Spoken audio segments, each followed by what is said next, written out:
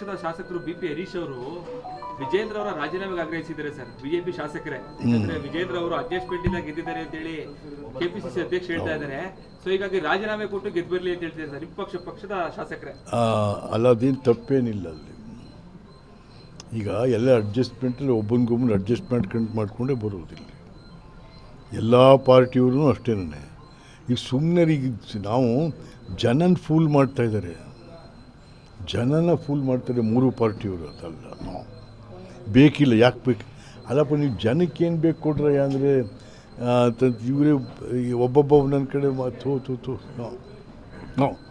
ಅಂದರೆ ಅಡ್ಜಸ್ಟ್ಮೆಂಟ್ ರಾಜಕಾರಣ ತಪ್ಪಲ್ವೋ ಅಥವಾ ರಾಜೀನಾಮೆ ಕೇಳ್ತಿರೋ ತಪ್ಪಲ್ವೋ? ಎಲ್ಲ ತಪ್ಪೇ. ಅಲ್ಲ ರೀ, ನಾನು ಕೇಳೋದೀಗ this is an elected government. ಅಯ್ಯೋ ರಾಮ್ನೆ, ಕುಮಾರಸ್ವಾಮಿಯವರು ಸಿ ಎಮ್ ಆಗಿದ್ದವರು. ಕುಮಾರಸ್ವಾಮಿಯು ಇವತ್ತು ಯೂನಿಯನ್ ಗೌರ್ಮೆಂಟ್ ಮಿನಿಸ್ಟರ್ ಆಯಿತಾ. ಆಮೇಲೆ ಯಡಿಯೂರಪ್ಪನವರು ಕೂಡ ಚೀಫ್ ಮಿನಿಸ್ಟರ್ ಆಗಿದ್ದವರು. ದೇ ನೋ ಏನಿದೆ ಅಂತ. ಯಾರಾದರೂ ಒಂದು ಎಲೆಕ್ಟೆಡ್ ಗೌರ್ಮೆಂಟ್ ರಾಜೀನಾಮೆ ಈ ಥರ ಕೇಳ್ತಾರೆ. ಯಾವಾಗ ನಾವು ಕೇಳೋದು?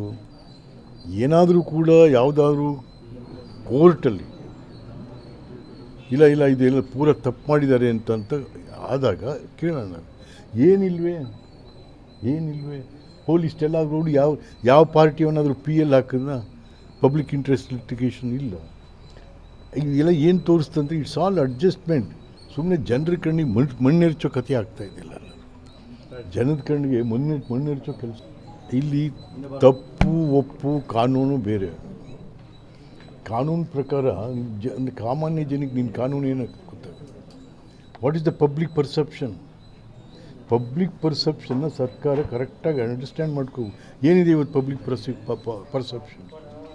ಏನು ರೀ ಸಿದ್ದರಾಮಯ್ಯ ಚೀಫ್ ಮಿನಿಸ್ಟರ್ ಆದ ನಮ್ಮೂರವನು ಪಾಪ, ನಮಗೇನೋ ಒಂದು 20-30 ಸೈಟ್ ಕೊಡಿಸ್ತಾರೆ ಅಂತ ಬಡವರು ಬಗ್ಗರು ಬೀದಿಲಿರೋರು ಯೋಚನೆ ಮಾಡ್ತಾಯಿದ್ರೆ, ನಾವೇನ್ರಿ ನಮಗೆ ಕೊಡ್ತಾನೆ ಅಂದರೆ ಅವ್ನು ಹೆಂಡ್ತಿ ಹೆಸರಿಗೆ 14 ಬರ್ಸ್ಕೊಂಬಿಟ್ಟ ಅಂತ ಮಾತಾಡ್ತಾರೆ. This is the public perception. ಇದನ್ನು ಹೆಂಗೆ ಸರಿ ಮಾಡ್ತೀರ ನೀವು? ಯಾವ ಕೇಸಲ್ಲಿ? ನೋಡ್ರಿ,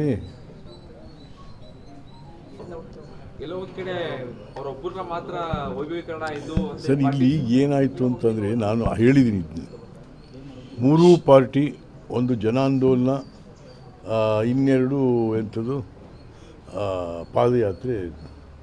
ಇದು ಏನಾಯಿತು ನಾವು ನೋಡ್ತಾ ಇದ್ದೀವಿ. 7 ದಿವಸ ಒಬ್ಬನಿಗೊಬ್ಬನ ಬೈಕೊಂಡು ಏಕವಚನದೆಲ್ಲ ಬೈದು ಇರೋರೆಲ್ಲ ಮಾನ ಮರ್ಯಾದೆ ಕಳ್ಕೊಂಡು ಇವನ ಬಟ್ಟೆ ಅವ್ನು ಬಿಚ್ಚಿ, ಅವ್ನ ಬಟ್ಟೆ ಇವನು ಬಿಚ್ಚಿ. ಇದೇನಾಯಿತು? ನಾನು ಅದಕ್ಕೆ ಹೇಳಿಲ್ಲ ಲಾಸ್ಟ್ ಇದೆ. ಮೂರೂ ಪಾರ್ಟಿಲಿರೋ ಮುಖಂಡರು ಮೂರೂ ಬಿಟ್ಟವರಿದ್ದಾರೆ ಇಲ್ಲಿ ಅಂತ. ಏನು ಅದಕ್ಕಿಂತ ಇನ್ನು ಯಾವ ಪದ ಉಪಯೋಗಿಸೋಣ ನಾವು? ಪಾದಯಾತ್ರೆ ಉದ್ದೇಶ ಏನಿರ್ಬೋದು ಸರ್? ಪಾದಯಾತ್ರೆ ಉದ್ದೇಶ ಪಾದಯಾತ್ರೆ ಉದ್ದೇಶ ಅವ್ರವ್ರದ್ದೇನೋ ಗಲಾಟಿನ ಇತ್ತಾಗ ತಿರುಗಿಸ್ಕೊಳ್ಳೋಕ್ಕಷ್ಟೇ.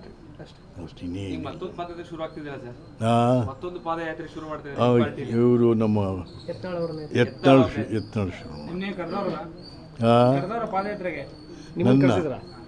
ನಾವು ಕರೀಲಿ ಬಿಡಿ, ನಮ್ಮ ಯಾತ್ರೆ ನಡೀತಲೇ ಇರ್ತದಿಲ್ಲ. ನಮ್ಮನ್ನೇ ಅವನು ಕರೀ. ಈ ಪಾದಯಾತ್ರೆ ವಾಲ್ಮೀಕಿ ಹಗರಣದ ಪಾದಯಾತ್ರೆ ಇಲ್ಲ, ವಾಲ್ಮೀಕಿ ಹಗರಣದ ದೊಡ್ಡ ಕೇಸರಿ ಅದು. ನಾವು ಎಲ್ಲಿ ಕತೆ ಸುಮ್ಮನೆ ಅದನ್ನೆಲ್ಲ ಯಾರೂ ತಪ್ಪಿಸ್ಕೊಳ್ಳೋಕ್ಕೂ ಆಗಲ್ಲ. ಅದನ್ಯಾರು ಇದೇನಾಗಿದೆ ಕರೆಕ್ಟಾಗಿ ಪ್ರೆಸೆಂಟ್ ಆಗ್ತಾಯಿಲ್ಲ ಕೇಸ್ಗಳು. ಯಾರು ನಮ್ಮ ಎಲ್ಲ ಪಾರ್ಟಿಯವ್ರೂ, ಎಲ್ಲ ಪಾರ್ಟಿ ಲೀಡರ್ಸ್ಗಳನ್ನು ಕೂಡ either the MUDA or the Valmiki, they are not representing properly effectively. Effective ಆಗಂತ ಪಾದಯಾತ್ರೆ ಭಾಗವಹಿಸ್ತಿರ ಯಾರು ಮಾಡೋರದ? ನೇತೃತ್ವದಲ್ಲಿ ನೋಡೋಣ. ಪ್ರಾಚೀನ ಪಾರ್ಲಿಮೆಂಟ್ಗಳ ಪ್ರದಕ್ಷಿಣೆ ಅಂತ ಅಂದ್ಬಿಟ್ಟು ಅದು ಕಳೆದ ತಿಂಗಳು 20ನೇ ತಾರೀಕು ಲಂಡನ್ ಥೇಮ್ಸ್ ನದಿಯ ದಂಡೆ ಮೇಲೆ ಇರ್ತಕ್ಕಂಥ ಜಗಜ್ಯೋತಿ ಬಸವೇಶ್ವರರ ಪುತ್ಥಳಿಯ ಬಳಿ ಅದು ಲೋಕಾರ್ಪಣೆ ಆಯಿತು. ಅಲ್ಲಿ ಕನ್ನಡ ಸಂಘ, ಬಸವ ಸಮಿತಿಗಳು, ಅಕ್ಕನ ಬಳಗ ಇವರೆಲ್ಲ ಸೇರಿ ಭಾಳ ದೊಡ್ಡದಾಗಿ ಕಾರ್ಯಕ್ರಮವನ್ನು ಮಾಡಿ ಅದನ್ನು ಲೋಕಾರ್ಪಣೆ ಮಾಡಿಕೊಟ್ರು. ಸೊ ಈಗ ಇಂಡಿಯಾದಲ್ಲಿ ಅದನ್ನು ಮಾಡ್ತಾಯಿದ್ವಿ, ಮೈಸೂರಿನಲ್ಲಿ ಅದನ್ನು ಮತ್ತೆ ರಿಲೀಸ್ ಮಾಡ್ತಾಯಿದ್ವಿ.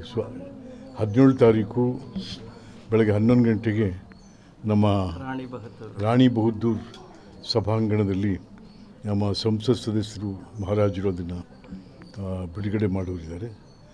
ಮತ್ತು ಸುಬ್ರಹ್ಮಣ್ಯನ್ ನರಹಳ್ಳಿ ಅಂತ ಹೇಳಿ ದೊಡ್ಡ ಕ್ರಿಟಿಕ್ ಅವರು ಬರ್ತಾ ಇದ್ದಾರೆ. ನಮ್ಮ ವೈಸ್ ಚಾನ್ಸಲರ್ ಬರ್ತಾ ಇದ್ದಾರೆ ಮೈಸೂರು ಯೂನಿವರ್ಸಿಟಿ. ಕಾರ್ಯಕ್ರಮ ಇದೆ ಅವರು. ನೋಟಿಸ್ ಕೊಟ್ಟಿದ್ದಾರೆ ಸರ್ ಬೈರತಿ ಸುರೇಶ್ ಅವರು ಸರ್. ಹೌದೌದು, ನಮಗೀಗ ಒಂದು 3-4 ದಿವಸದಲ್ಲಿ ಬೈರತಿ ಸುರೇಶ್ ಅವರು ಮಂತ್ರಿಗಳು UD ಮಂತ್ರಿಗಳು ನಮಗೆ ಒಂದು ನೋಟಿಸ್ ಕಳಿಸ್ತಾರೆ ಲಾಯರ್ ಮೂಲಕ.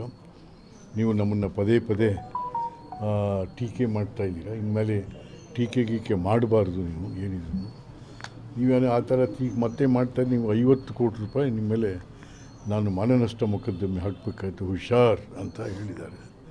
ನಾವು ಆಯ್ತಪ್ಪ ಅದೇನು ನೋಡೋಣ, ಹಾಕೋ ತೆಗೆ ಬೈರತಿ ಸುರೇಶ್ ನಿಮ್ಮ ಸದ್ದಡಗಿಸೋ ಕೆಲಸ ಮಾಡ್ತಾ ಇದ್ದಾರೆ, ನಿಮ್ಮ ಧ್ವನಿ ಅಡಗಿಸೋ ಕೆಲಸ ಮಾಡ್ತಾ ಇದ್ದಾರೆ ಬೈರತಿ ಸುರೇಶ್ ಅಂತ. ಯಾರು ಬೈರತಿ ಸುರೇಶ್ ನಿಮ್ಮ ಧ್ವನಿ ಅಡಗಿಸೋ ಕೆಲಸ ಮಾಡ್ತಾ ಇದ್ದಾರೆ. ಅಲ್ಲಿ ಯಾರು ಅಡಗಿಸೋಕ್ಕಾಗುತ್ತೆ ರೀ ನಮಗೆ? ನಮ್ಮ ಧ್ವನಿ ಯಾರು ಈಗೆಲ್ಲ ಈಗ ಬಂದಿದೆ ಅಂತ ಪಾಪ. ಈಗ ನಾವೇನಂದಿದ್ದೀವಿ ಅವನಿಗೆ, ನೋಡಪ್ಪ ನೀನು ರಿಯಲ್ ಎಸ್ಟೇಟ್ ಗಿರಾಕಿ ನೀನು, ಆಯಿತಾ, ನೀನು ಮಂತ್ರಿ ಥರ ಬಿಹೇವ್ ಮಾಡು, don't behave like A real estate agent ಅಂತ ಹೇಳಿ. ಅದು ಅಟ್ರ್ಯಾಕ್ಟ್ ಆಗುತ್ತಾ? ಮಾನನಷ್ಟ ಮೊಕದ್ದಮೆನೇ ಅದು ನಾವು. ಹಾಗಾಗಿ ಸುಮ್ಮನೆ ಅವೆಲ್ಲ ಹೆದರಿಸು ಯಾರು ಹೆದರ್ಕೋತಾರೆ ಇವ್ರಿಗೆ? ನಾನು 50 ವರ್ಷದಿಂದ ಇದ್ದೀನಿ ಪಾಲಿಟಿಕ್ಸಲ್ಲಿ, ಇವಾಗೆಲ್ಲ ಈಗ ಬಂದ ಪಾಪ ಹಾಂ ಆಗಲ್ಲ. ಅಲ್ಲ ನೀವು ಫೈಲ್ ಇಟ್ಕೊಂಡು ಹೋಗಿದ್ರಂತಲ್ಲ ಅವರ ಮೂಢ ವಿಚಾರದಲ್ಲಿ. ನಾನು ಫೈಲ್ ಹಿಡ್ಕೊ ಅವ್ನು ರಿಯಲ್ ಎಸ್ಟೇಟ್ನವನಲ್ವೇನ್ರಿ, ಯಾರೋ ಬಂದರು ಹಣ ಒಂದು 2 ಸೈಟ್ ಕೊಡಿಸಿ ನೀವು ಬಂದರೆ ಸ್ವಲ್ಪ ರೇಟ್ ಕಡಿಮೆ ಮಾಡ್ತೀನಿ ಜೊತೆಲಿ ಹೋಗಿದ್ದು ಏನಂತೆ. ಈಗ ರಿಯಲ್ ಎಸ್ಟೇಟ್ನವ್ರ ಹೌದು, ಮತ್ತು ಅವನು 4-5 ಏರಿಯಾದಲ್ಲಿ ಮಾಡಿದ್ದಾನೆ, ಕೊಡಪ್ಪ ನನಗೆ ಸ್ವಲ್ಪ ಕಡಿಮೆ ರೇಟಲ್ಲಿ ಕರ್ಕೊಂಡು ಹೋಗಿದ್ದು. ಹೌದು, ನಾನು ಯಾವ ಮೂಢ ಸೈಟ್ ಇಟ್ಕೊಂಡು ಹೋಗಿಲ್ಲ ಅವನ ಹತ್ರ. ಮೂಢ ಸೈಟ್ ನಮ್ಗೆ ಅಂತ ಬೇಕು ಇಲ್ಲ ರೀ. ನಾನು ಇಷ್ಟು ವರ್ಷದಿಂದ ಇದ್ದೀನಿ, ಇಷ್ಟು ವರ್ಷದಿಂದ ಇದ್ದೀವಿ ನಾವೆಲ್ಲೂ ಅದು ಇದು ತಗೊಳಕ್ಕೆ ಹೋದವನಲ್ಲ ನಾನು. ಹಾಂ ಸಿದ್ದರಾಮಯ್ಯವ್ರ ಅಕ್ಕಪಕ್ಕಲ್ಲೇ ಇವರೇನಂತ ಅವರೇ ಈಗೇನಾಗಿದೆ, 2ನೇ ಟರ್ಮ್ಗೆ ಏನಾಗೋಯಿತು, ಸಿದ್ದರಾಮಯ್ಯನವ್ರ ಹತ್ರ ಈ ಥರದವೇ ಎಲ್ಲ ಸೇರ್ಕೊಂಡ್ಬಿಟ್ಟಿದ್ದಾರೆ. ಡಾಕ್ಟರ್ ಮರಿಗೌಡ ಮೂಢ ಅಧ್ಯಕ್ಷ, ಆಮೇಲೆ ಈ ಸುರೇಶ, ಆಮೇಲೆ ನಮ್ಮ ಇವ್ರ ಮಗ ಒಬ್ಬ ಹಿನ್ಕಲ್ ಪಾಪಣ್ಣ ಹುಡುಗ, ಇನ್ನೊಬ್ಬ ಹುಡುಗ ಅವನು ಯಾರು ರಾಕೇಶ್ ಬೀತಿ, ಈ ಥರದ್ದು ಸೇರ್ಕೊಂಬಿಟ್ಟು ಏನಾಗುತ್ತೆ ಅಂದರೆ ಸುಮ್ಮನೆ ಅನಾವಶ್ಯಕವಾಗಿ ಸಿದ್ದರಾಮಯ್ಯನವ್ರ ಹೆಸರು ಹಾಳು ಮಾಡ್ತಾಯಿದ್ದಾರೆ. ಸಿದ್ದರಾಮಯ್ಯನವ್ರ ಹೆಸರಲ್ಲಿ ಏನೆಲ್ಲ ಆಗ್ತಾಯಿದೆ, ಬಟ್ ಅವ್ರಿಗೆ ಗೊತ್ತಾಗ್ತಾ ಇಲ್ಲ ಇದು. ಯಾಕೆಂದರೆ ಅವ್ರು ನಮ್ಮಲ್ಲಿ ಇಂಟೆಲಿಜೆನ್ಸ್ನವ್ರು ಇದ್ದಾರೆ, ಅವರು ಹೋಗಿ ಧೈರ್ಯವಾಗಿ ಹೇಳಲ್ಲ ಅದನ್ನು. ಮೈಸೂರು ಭಾಗದಲ್ಲಿ ಅವರು ಇವ್ರ ಹೆಸರು ಹಾಳು ಮಾಡ್ತಾ ಇದ್ದಾರೆ ಇವರೆಲ್ಲ ಸೇರಿ ಸಿದ್ದರಾಮಯ್ಯನ ಹೆಸರು ಹಾಳು ಮಾಡ್ತಾರೆ. ಅಷ್ಟೇ ಇಲ್ಲ, ಆ ಸರ್ಕಾರದ ಗೌರವನೂ ಹಾಳು ಮಾಡ್ತಾ ಇದ್ದಾರೆ. ಹೀಗೆ ಅದು ಇದು ಅನ್ನೋದು ತೊಗೊಂಡೋಗೋದು ಮಾಡೋದು. ಅದು ಎತ್ತಾಗ ನಿನಗೆ ಗೊತ್ತದಲ್ಲಪ್ಪ, ಅವೇನು ಕತೆ ಹೇಳ್ಬೇಕು. ಈಗ ಮೂಢ ವಿಚಾರದಲ್ಲಿ ಎಲ್ಲ ಹೋರಾಟಗಳಾದವು, ಪಾದಯಾತ್ರೆ ಆದವು, ಎಲ್ಲ ಸೈಲೆಂಟ್ ಆಗೋದ್ರು. ತನಿಖೆ ಯಾವ ಥರ ಆಗುತ್ತೆ, ಅಥವಾ ನಿಮ್ಗೇನು ವಿಶ್ವಾಸ ಇದೆಯಾ ಇಡೀ ಹಗರಣ ಹೊರಗಡೆ ಬರುತ್ತೆ ಅಂತ? ಇಲ್ಲಿ ಯಾವುದಾದ್ರು ಎನ್ಕ್ವೈರಿ ಕಮಿಷನ್ ಕೊಟ್ಟಷ್ಟು ಏನೂ ಆಗಲ್ಲ. ಈಗ ಜುಡಿಷಿಯಲ್ ಮಾಡಿದ್ದಾರೆ, ನಾವು ಅದರಿಂದ ಏನು ಒಳ್ಳೆ ಅದಾಗಲ್ಲ. ಅದರಿಂದ ಯಾವುದೇ ವಿಧವಾದಂಥ ಸತ್ಯ ಈಚೆ ಬರಲ್ಲ. Because we have seen many judicial commission. ಯಾವ್ದು ಬಂದೈತಿ ಈಚೆಗೆ? ಹೋಲಿ ನಿಮ್ಮದೇ Siddaramaiah redo ಮಾಡಿದ್ರಲ್ಲಪ್ಪ, Kempanna commission report ಏನಾಯಿತು? ಟಿಲ್ ನಾವು ಅದೇನಾಯಿತು ಅಂತಲೇ ಗೊತ್ತಿಲ್ಲ. ಅದು ಎಷ್ಟುದದು 880 ಎಕರೆ ಅರ್ಕಾವತಿ ಇದ್ರದ್ದು, ಅದೇ ಈಚೆಗೆ ಬರಲಿ, ಇದೆಲ್ಲಿ ಬರ್ತದೆ ಇದು? ಅಷ್ಟೊತ್ತು ನೀವು ಯಾರು ಇರೋದಿಲ್ವಲ್ಲ ಇಲ್ಲಿ. ಏನು ನ್ಯಾಯಾಂಗ ತನಿಖೆಯಿಂದ ಏನೂ ಆಗೋದೇ ಇಲ್ಲ ಅಂತಂದರೆ ಜನ ಏನು ಮಾಡೋದು? ಜನ ಏನು ಮಾಡೋದು ಅಂತಂದರೆ